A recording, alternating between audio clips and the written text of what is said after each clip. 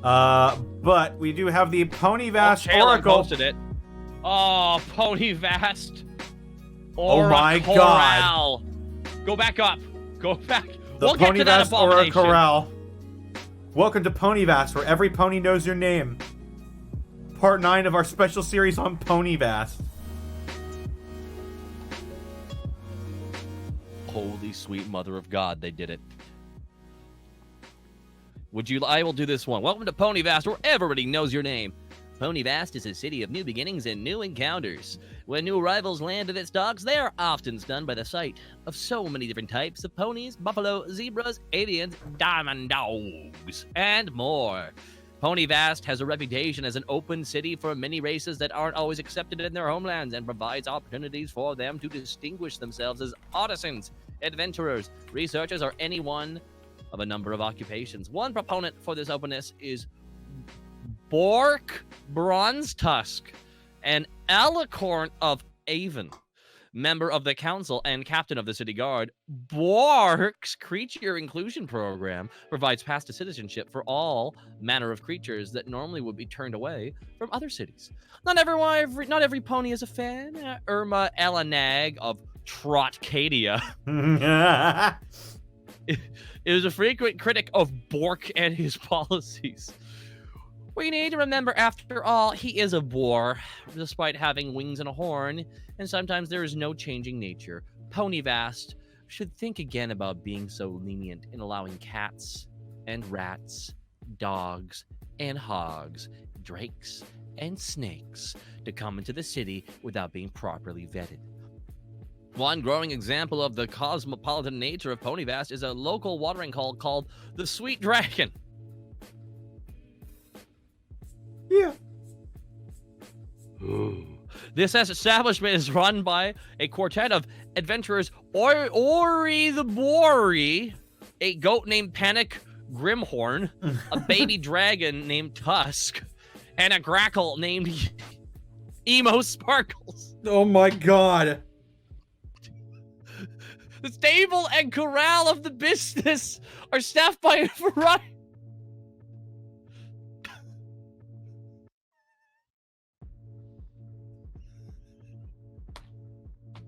Mm-hmm.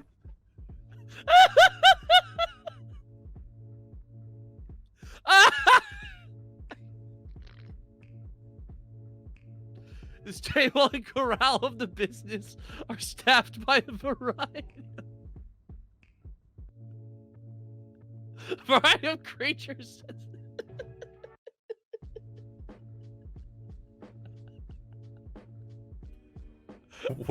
What's Fucking tag in! I'm holding my hand up. What's getting you so bad? Just the name. I can't stop laughing. Just as diverse as the city, including hosting a temple to Odiara that is operated primarily used by various mechanical ponies that only exist in this new land. It is a popular spot for the Earth ponies, who are responsible for a majority of the construction in Ponyvast, and Diamond Dogs of Trotcadia, who have a howling good time watching the shows on stage. It also is a particular favorite of the Griffin Knight Remus Corbeau, who has accompanied the owners of various adventures.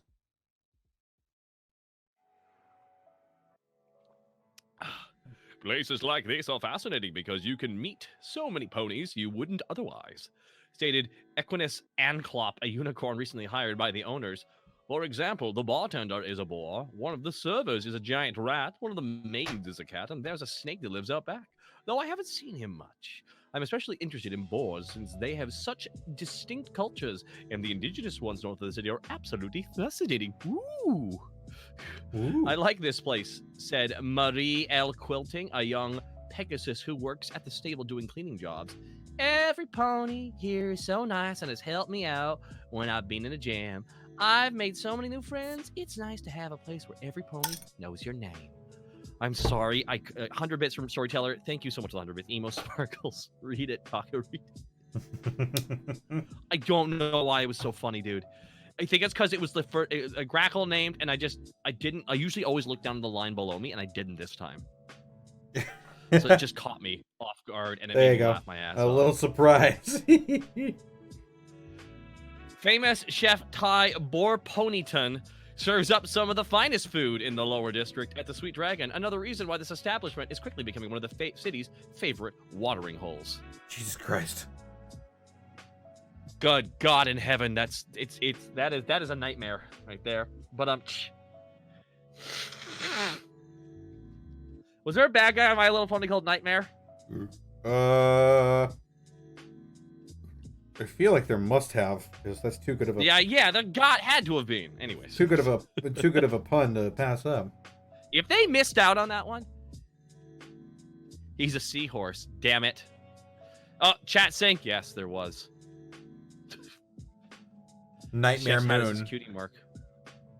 Oh right, Nightmare that Moon, works. the first villain. Okay, all right, that's fine. She turned into Princess Luna, so kind of different than that. Oh, whatever. Anyway. Nah. Earth ponies, hard at work paving. Earth ponies are known in the city to be the go-to group for all manner of building and construction. The industrious immigrants are used to long hours of toil in the mines of their homelands. And, though they are free to choose their professions in the new land of Ponyvast, they more often than not remain working jobs involving construction or mining. As the city has grown, the usually muddy or dusty streets are disappearing under a layer of expertly laid cobbles that leave hooves much cleaner and make up a most satisfying clop-clop sound when walked upon. Oh. And we have some art by August Christopher. Look at that. Jeez. I'd walk under that. Once again. Oh, a raid from Colonel Cheru with a raid of 58 people. Hi, shit. everybody. How did the monster hunter go? I think they hunted a monster, dude. Damn. Are you going to be playing Monster Hunter later, Connor? Maybe not later today, but we'll see. The night is young. And so are you. That's true. A little bit older now. Shit! I dropped my comb.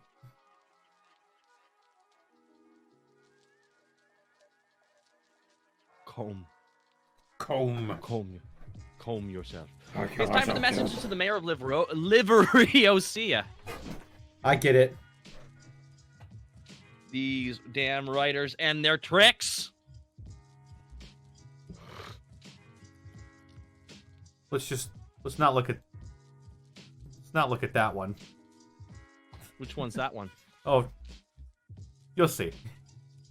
Dear Mayor of Liveriosia, I've been at odds with my mother about painting my hooves. All the other fillies are allowed to get their hooves painted, and I'm old enough to make my own decisions. I don't understand why my mom is being such old-fashioned. It's like she still thinks I'm a little fool with wobbly legs.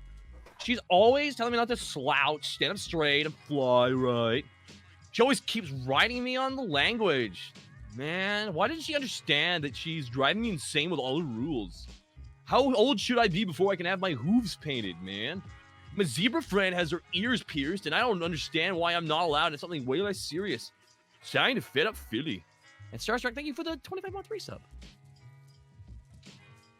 Dear Fed Up, I love you. Sounds like you had a fight with your dam. With your dam? While dam. her... It says dam.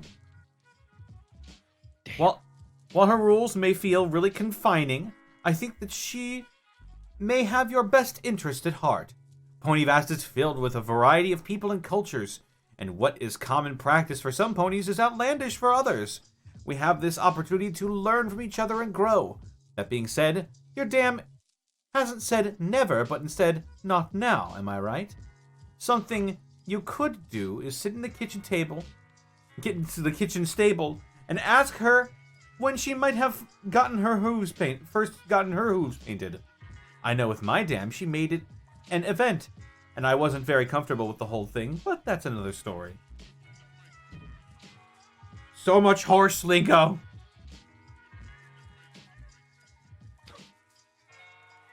Dear Mayor. Jalen Froggy's dam.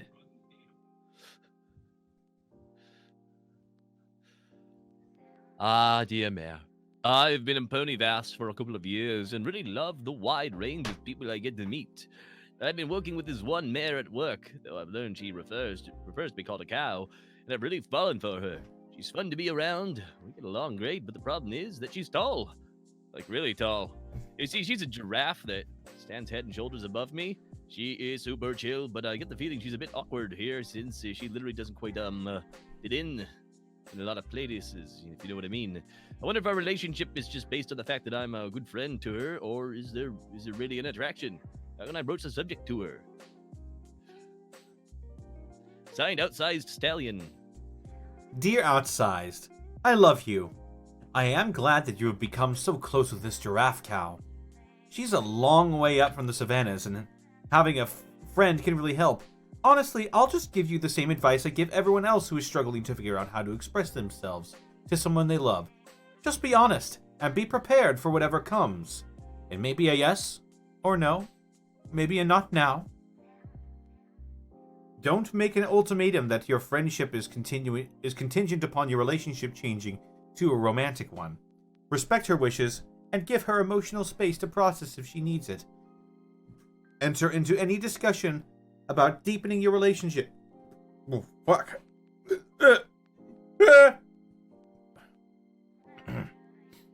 You okay? Yep. I just lost my spot from that is all. Oh, no! Enter into a discussion about deepening your relationship with an open mind and a willing heart. You may also need a step stool. Dear Mayor, I have been married to the same... Sorry. Dear Mayor, I have been married to the same stallion for years, and our marriage has just lost its oomph. There it's not. There's not much giddy up anymore, if you know what I mean. In our younger years, there was a stable supply of unfettered passion, and you could have practically harnessed the energy we had just looking at each other with smoldering passion. Now when she gets back to the barn after plugging away at work and heads straight to the watering trough and tries to nuzzle up, he says nay. What can I do to bring some life back to this relationship, or am I beating a dead horse? Signed, Jittery Jenny. Oh, a round of applause. That was good. Didn't see that one coming.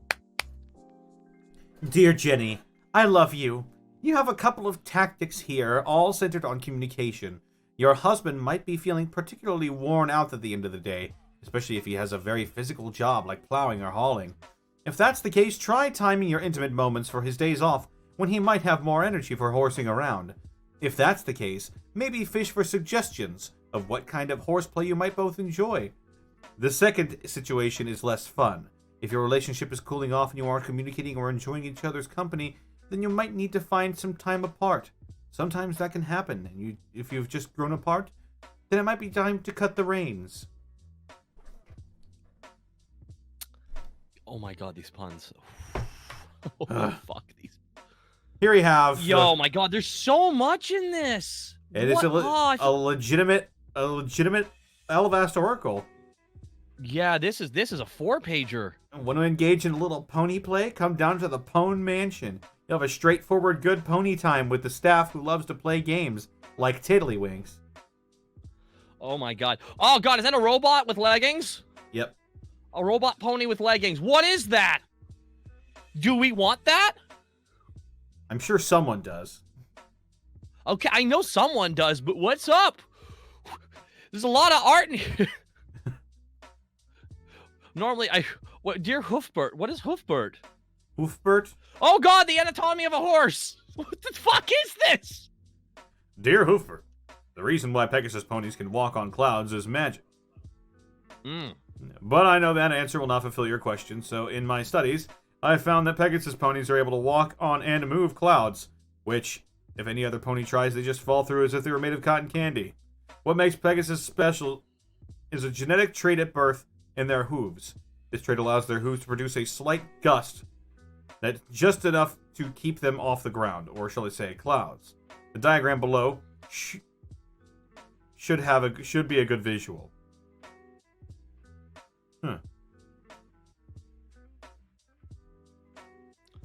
I hope that helps. Your friend... vein carries magic through the body. A high amount of magic stored in the part of the hoof. The hairs sense the outer environment, altitude, and moisture. When the hair sends the clouds, the pores release gentle gusts of magic. Oh, there's the first part of it. Science. Hello, dear readers. I'm Lackluster. I'm a stallion crystal unicorn professor of the Celestia School for Gifted Unicorns. Hey, SGEU! I'll be answering any questions you might have about magic and you. All these letters will have their consent of the authors, them posted in this lovely loose paper.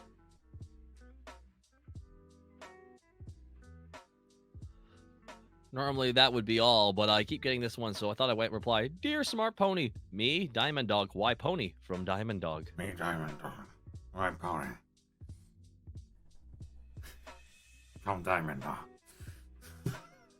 Dear Diamond Dog, why Diamond Dog?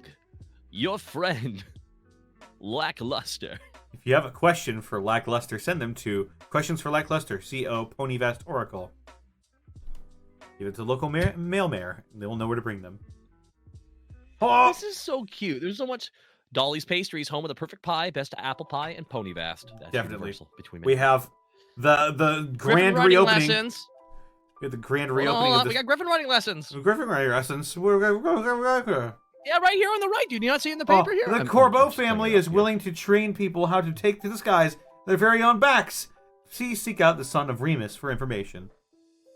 Son of Remus. Son of Remus. Remy, son of Remus. The grand reopening of the Sweet Dragon.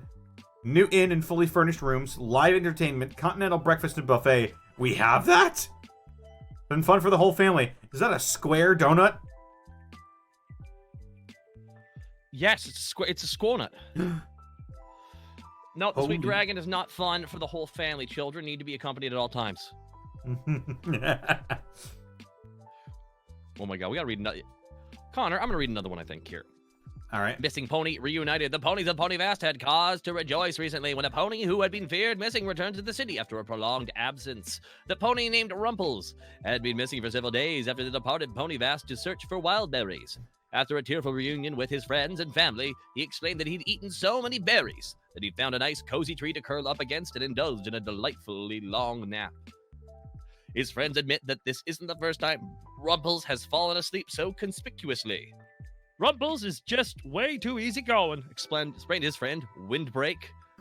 He's so big that he never really had anything to be too troubled with, so he just goes to sleep wherever he wants when he's tired. Sometimes he'll just look at some clouds, say, big mood, and that's him, and then he's done for the rest of the day. I think dreams are really interesting, so when I get the urge to go off and experience one, I don't try to fight it. Rumpel said, as a defense, sure, it's great being awake in Ponyvast with my friends, but where there are people you can meet in adventure you can have only when you're sleeping. I can even fly. Well, I can do that when I'm not dreaming too, so I guess that's not a good example. Rumples has promised to try and be more careful in the future and bring a buddy with him if he feels like he might be going for a long nap next time he leaves town. He also shares plans to leave behind a long cord of yarn so people can follow it to him if he gets lost again. Oh. That's cute as fuck. Yeah. That's really cute. I'm gonna read another one. Oh. And below it, bits and brittles fashioned for discerning adults. All manner of leather goods, including saddles, tacks, whips, and riding crops. Ooh. Ooh, my. Why would horses need those things? Fans himself. But a bridle on you. You fucking heard me. Open up. Open your mouth. You joke, but I've actually bridled a horse. When I was in my young teens, I used to go to Christian horseback riding camp. Damn. Oh yeah, I know how to saddle a horse. Oh, I will tell you all more about that. It's such a weird mixture of things from that place. It was all net positive, though. Hey, there you go. Well, we've only got one article left. I will read that. The Soul of Magic. The study of magic is one of the major reasons why many people come to Ponyvast for. Many mayors arrive on the shores of this land in search of the next big discovery in the world of magic. Most of the mages in the city have dreams of reaching the peak of academia and becoming known worldwide as powerful mages. One skilled and renowned mayor in the city's magical community has come forward with a breakthrough in his field of research. Professor Rumblefungalcake may be a mayor of short stature, but his knowledge and influence in the magical realms make him a mayor that many have kept an eye on over his time here in the city. Being an expert in the field of soul gems, he is credited for being a helper in the creation of many constructs or robonies that find a home within the walls of the city. It's with all of that, even with the absurdity of his claim, that the heads of the council and many of the magical schools are listening to what he has to say. When it comes to magic, there are many things people don't understand, the fundamental building blocks, states Professor Rumblefungalcake. Now, many think it's about components, words, languages, spellwork, and other frivolous things, but deep down it's the soul that makes it all work. The soul itself is many fractured parts that make a whole. If you find the basic essence that makes up one of those parts, distill it, make it pure, you could theoretically make your spells a whole lot more powerful. So that's what I did. Professor Rumblefungalcake then produced a bottle of glowing pink substance. This, my little rider, is months of hard work and labor to get this bottle full. I can't go to the exact method of how I was able to work this, but this here is one part of what makes a soul a soul. I was able to harness that one, concept it, and distill it into liquid form. Using this solution here, you could theoretically raise your spell load tenfold. What I have here is pure, unsaturated, untainted friendship.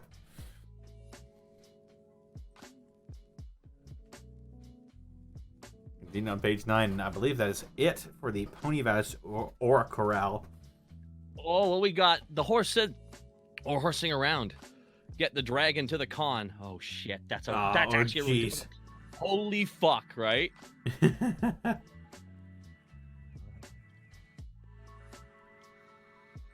Good God, I'm trying to follow with my eyes. I'm like, ooh,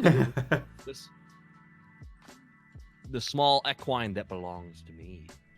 Oh shit, that sounds like a threat. But paper-producing ponies, well, that's the real Volk 551 as lackluster. Doc Holiday 45 as Jacobite Mayor. At Froggy's Mom as the Mayor of Liveriosia. And Inkwell Scribbles, layout and ads. Scalfar as Apple. Yarn Hoof. Jim the Rabbit Cow as Tumble Flyer, layout and ads. Oh, Fluffs. Pone Mansion ad artist. Junkbot 3K Ty Pony Ton artist. August Christopher as the streetscape artist. And by the way, again, that streetscape was amazing. Absolutely. And one Darko Draco 1 convention attending dragon artist. Aw. God damn. Look at that. And here we have August Christopher's layout of the city being colored in with a crayon. That's such a great, it's such a little thing. What I love the most is the little scribble of the red on the gem. Yeah. This is so freaking cute. Absolutely. This is awesome. What's really neat is it's like they modded their own creative project. Right? Yeah. And it's so supremely cool that they did this. I had no idea they did this, actually. I thought they just took the week off. You know, and it's just amazing to see that they put this together, and it's so freaking fantastic. I mean, every week is amazing, but the fact that they pulled off like original concept like this, and it succeeded so successfully, I really would hope that bronies could check this out and be like, yo, what's this? Hell yeah. They did the Takahata issue. Thank you to Spacky00. Exactly. It's crazy the amount of effort everyone who I just listed off does. Like you guys have really outdone yourself every time. Definitely. It takes a lot to ride herd over a bunch of writers and artists. Oh, Froggies! As someone who works in groups, it can be stressful. Oh yeah. It's also completely worth it too in the end. Thank you so much to everybody who worked on the Hell yeah. Ponyvast Oracorral.